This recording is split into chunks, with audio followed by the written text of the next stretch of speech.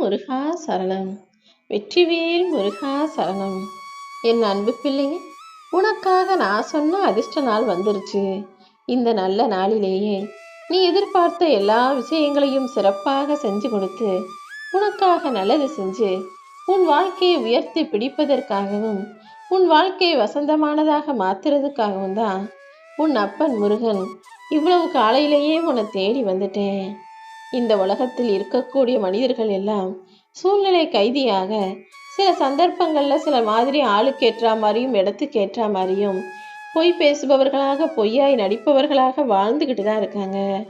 நீயே கூட பல சமயங்கள்ல பல பேரை விமர்சித்து இருக்கிறாய், சில பேரை குறை சொல்லி இருக்கிற, சில பேர் மேல குற்றம் சுமத்தி இருக்கிறாய். இப்படி சந்தர்ப்ப சூழ்நிலைகள் யாரை எப்போது எப்படி வேண்டுமானாலும் பேச வைக்கும்ன்றது உனக்கும் தெரியும் தானே. அதே போலதான் நீ மற்றவங்களையும் நினைக்க பழகணும்.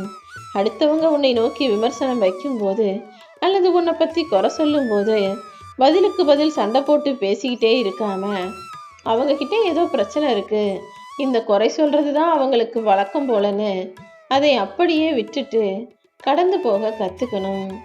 ஏன்னா இந்த பூமியில் கோடிக்கணக்கான மனிதர்கள் இருக்காங்க. ஒரு தாய் வயிற்றில் பிறந்த ஒரு 2 பேரே ஒரே குணத்தோடு இல்லாத போது இந்த உலகத்தாயின் வயிற்றில் பிறந்த கோடிக்கணக்கான மனிதர்கள் ஒவ்வொருவரும் கோடி கோடியான வெவ்வேறு குணங்களோடு தானே இருப்பாங்க.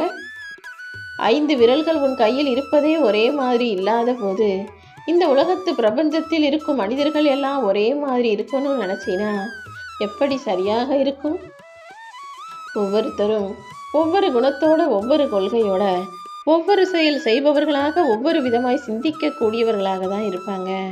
நீதான் எல்லாரையும் சமாளிச்சுக்கிட்டு சகிச்சுக்கிட்டு உனக்கு என்ன தேவைன்றதில் மட்டும் கவனம் வச்சு அதை மட்டுமே கருத்தாய் செயல்படுத்தணும். நீ கஷ்டப்படும் போது மட்டும் இந்த உலகத்து மனிதர்கள் நீ செஞ்ச தப்புக்கு தான் தண்டனை அனுபவிக்கிறேன்னு உன்னை குத்தி காட்டி பேசுவாங்க. ஆனால் அவங்க என்னமோ வாழ்க்கையில் தப்பே செய்யாத மகான் போல நினச்சிக்கிறாங்க.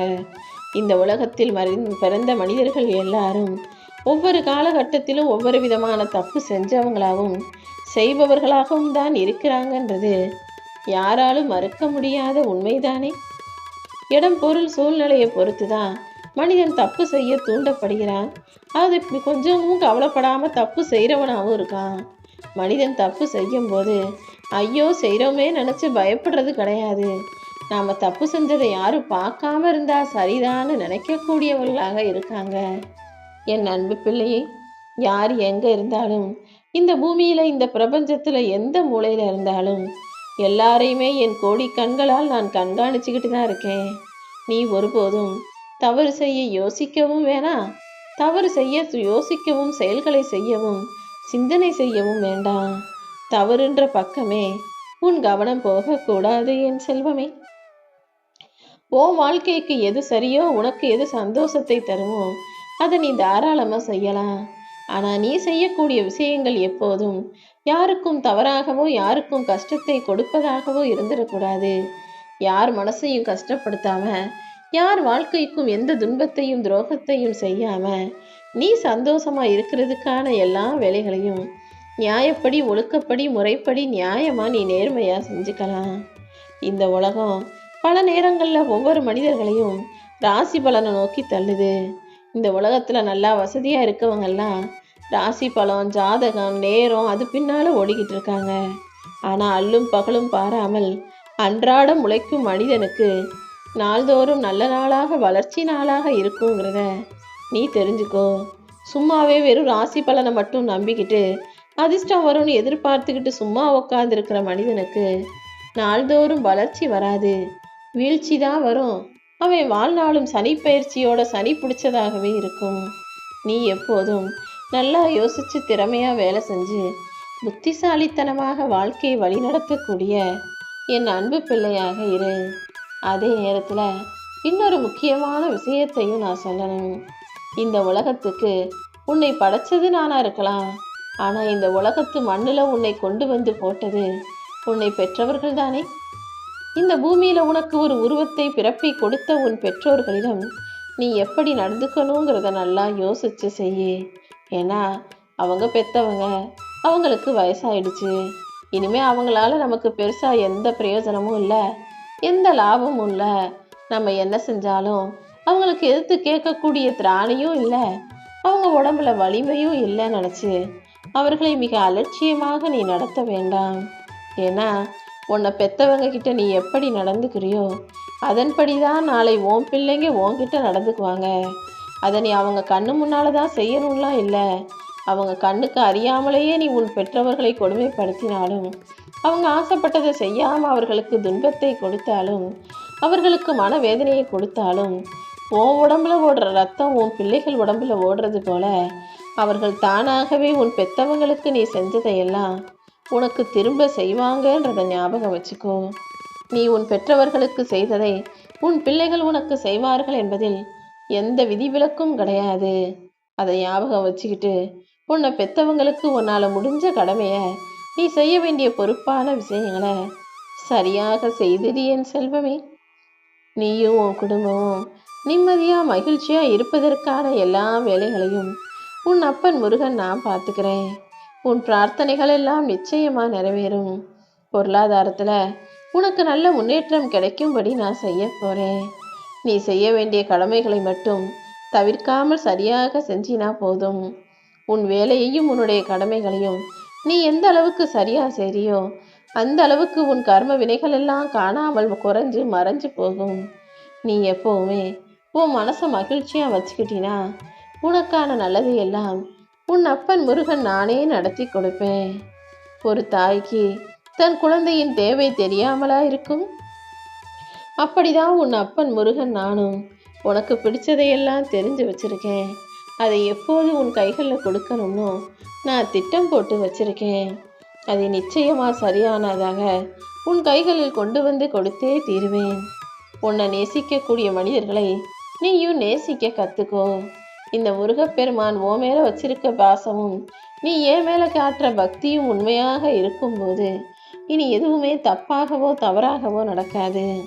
நீ எப்போவுமே உன்னை நேசிக்கும் மனிதர்களை ஓ மேலே அன்பு காட்டக்கூடிய மனிதர்களிடம் அதே அன்பை திரும்ப காட்டிக்கிட்டே இருந்தினா உன்னை வெறுக்கும் மனிதர்களை பற்றி யோசிக்க கூட உனக்கு நேரம் இருக்காது. அன்பை கொடு, பாசத்தை கொடு, நேசத்தை கொடு. வெறுப்பையும் எரிச்சலையும் யாருக்கும் கொடுக்காதே என் செல்வமே. உன்னை பாதுகாக்கும் காவல் தெய்வமாக, உன்னை பாதுகாக்கும் கவசமாக இந்த முருகன் இருக்கும்போது யாராலும் உனக்கு தீங்கு விளைவிக்க முடியுமா என்ன? நிச்சயமா கிடையாது. உனக்காக நான் சொன்ன நல்ல விஷயங்களை எல்லாம் இன்றே நல்லபடியாக நடத்தி கொடுப்பேன். நீ எதிர்பார்த்த காரியத்திலும் உனக்கு வெற்றியை கொடுக்க போறேன். இருள் சூழ்ந்தது போல இருட்டாய் இருந்த உன் வாழ்க்கைக்கு ஒரு விடிவு காலத்தை கொடுத்து உன் வாழ்க்கையை ஒளி பொருந்தியதாக பிரகாசமாக்குவதற்காக வந்துட்டேன். களை இழந்தது போல் இருக்கும் உன்னுடைய வாழ்க்கைய இனி வண்ணமயமாக அழகாக மாற்ற போறேன். பூத்து குலுங்கும் பூங்காவனத்தை போல உன் வாழ்க்கை மலரப்போகுது என் செல்வமே. உனக்கு பிடிச்சவங்க யாராவது உன்கிட்ட பேசலைனா அதுக்காக வருத்தப்படாம, அதை நினச்சி கவலைப்படாம, நீ பொறுமையா பொறுப்பா உன்னுடைய வேலைகளை மட்டும் சரியா செஞ்சினா அவங்களே தானாக உன்னிடம் வந்து பேசும்படி நான் அற்புதம் செய்வேன். இப்போதைக்கு உன் வாழ்க்கையில ஒரு தர்ம சங்கடமான சூழ்நிலை இருக்குன்னு எனக்கு தெரியும். சில பேரை விட்டு நீ விலகணும்னு நினைக்கிற, ஆனா விலகவும் முடியாம, மறுபடியும் அவங்க கிட்ட தொடர்ந்து அவங்க கூடவே இருந்து வாழ்க்கையை வாழவும் முடியாம நீ தவிக்கிறதும் துடிக்கிறதும் எல்லாமே எனக்கு தெரியும். கொஞ்சம் பொறுத்துக்கோ என் செல்வமே.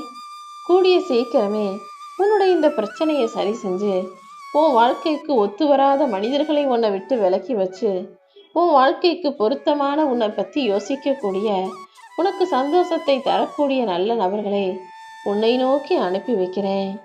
சந்தோஷமான நாட்கள் உன்னை நெருங்கி வந்துருச்சு. உன் எதிர்காலம் இனி வசந்த காலமாக மாறப்போகுது. இனிமே உன் வாழ்க்கை பயணமும் ஆனந்தமாக அமையும். உனக்காகவே படைக்கப்பட்ட பல விஷயங்களை கையில் வச்சுக்கிட்டு இருக்க இந்த முருகன் கூடிய சீக்கிரமே ஒவ்வொன்றாக உன் கைகளில் தரப்போறேன். அதற்கான ஆரம்ப நாளாக தான் இந்த அதிர்ஷ்ட நாள் இருக்க போகுது.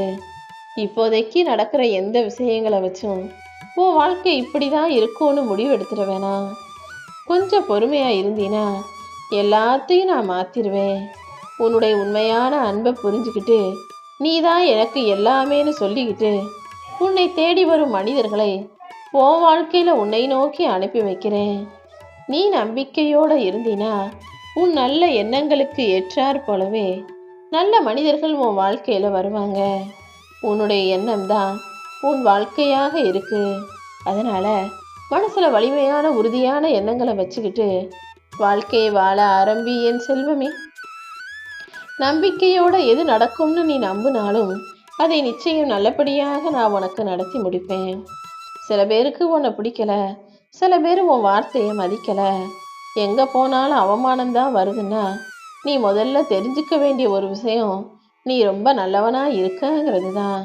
நீ நல்ல பிள்ளையாக நல்ல குணத்தோட நல்ல மனசோட இருக்கிறதால தான் தேவையில்லாம யார் விஷயத்திலும் தலையிடாம யாரை பத்தியும் புறம் பேசாம உன் வாழ்க்கையில கவனம் வச்சு ஒழுக்கமான நேர்மையான நியாயமான வாழ்க்கையை வாழ்றதால தான் எல்லாருக்கும் உன்னை பிடிக்காம இருக்குது. ஆனா அதுக்காக நீ கவலைப்பட வேணாம்.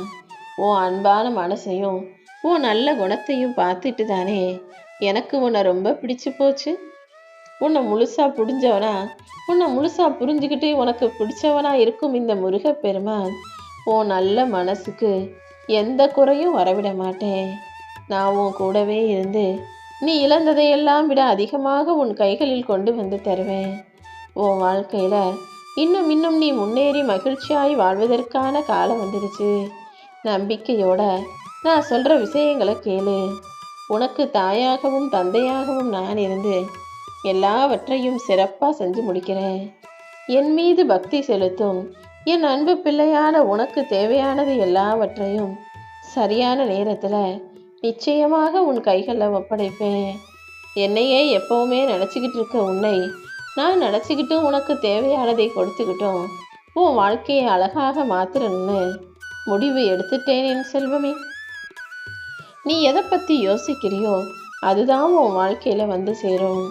நீ காசு பணம் வருமானம் செல்வம்னு சிந்திச்சினா செல்வம் மட்டுமே உன்னை வந்து சேரும். ஏழ்மை வறுமை கஷ்டம் துக்கம் கவலைன்னு யோசிச்சினா அதுதான் மறுபடியும் மறுபடியும் உன்னை வந்து சேரும். இப்போவே இந்த நிமிஷமே முடிவெடு. நல்லதை நினச்சி நல்லதை பெறப்போகிறாயா அல்லது கஷ்டத்தை நினச்சி துக்கத்தை பெறப்போகிறாயா என்ன சிந்திப்பது கூட சிறப்பானதாக இருந்தாதானே வாழ்க்கை உனக்கு சந்தோஷமானதாக இருக்கும். நீ எதிர்பார்த்த எல்லா விஷயங்களையும் வெற்றிகரமாக உனக்கு முடிச்சு கொடுக்க உன் அப்பன் முருகன் நான் இருக்கும்போது நீ எதுக்கும் கவலைப்பட வேணாம். உன்னுடைய தகுதிக்கும் திறமைக்கும் ஏற்றாற் போல உனக்கு கிடைக்க வேண்டியதையெல்லாம் நிச்சயமாக நான் கிடைக்க செய்வேன். நீ முயற்சி செஞ்ச எல்லா விஷயங்களிலும் நிச்சயமாக உனக்கு பலன் கிடைத்தே தீரும். நீ செஞ்ச தவறுகளுக்காக எப்போ மனம் வருந்தி என்கிட்ட வந்து மன்னிப்பு கேட்டியோ அப்பவே நீ செஞ்ச தப்பையெல்லாம் நான் மன்னிச்சிட்டேன். இனிமே நீ எந்த தவறு நினைச்சும் எந்த விஷயத்த நினைச்சும் வருத்தப்பட வேணாம். இனி எடுக்க போற முடிவுகள்லையும் செய்ய போற செயல்களிலும் மட்டும் முழு கவனத்தையும் செலுத்தி உறுதியாக வேலை செய்ய. உன் மனசுக்குள்ள எந்த குழப்பமும் இனி இருக்கக்கூடாது. உனக்குள்ள நிறைய நல்ல திறமைகள் இருக்கு. ஆனா அதை வெளிப்படுத்துறதுக்கு சரியான வாய்ப்பு அமையாமல் இத்தனை நாளா கஷ்டப்பட்டுக்கிட்டே இருந்த. இப்போது உன் திறமையை வெளிப்படுத்துவதற்கான நல்ல வாய்ப்புகளை உன் கண்களில் நான் காட்டுறேன். நீ மனம் தளராதே என் செல்வமே. நான் ஒருபோதும் உன்னை கைவிட மாட்டேன். உன் கூடவே இருந்து உன் வாழ்க்கையை நிம்மதியாக வாழச் செய்வேன். நீயும் தைரியமாக உன் முடிவுகளை செயல்படுத்தி உன் வாழ்க்கையை நிம்மதியாக வாழ ஆரம்பி. உன் வாழ்க்கையை நீ தொடர்ந்து நிம்மதியாக வாழ்வதற்கான எல்லா வேலைகளையும் உன் அப்பன் முருகன் நான் பார்த்துக்கிறேன். உன் கூடவே இருந்து நீ எதிர்பார்க்குற எல்லா விஷயங்களையும் நல்லபடியாக நடத்தி முடிப்பேன்.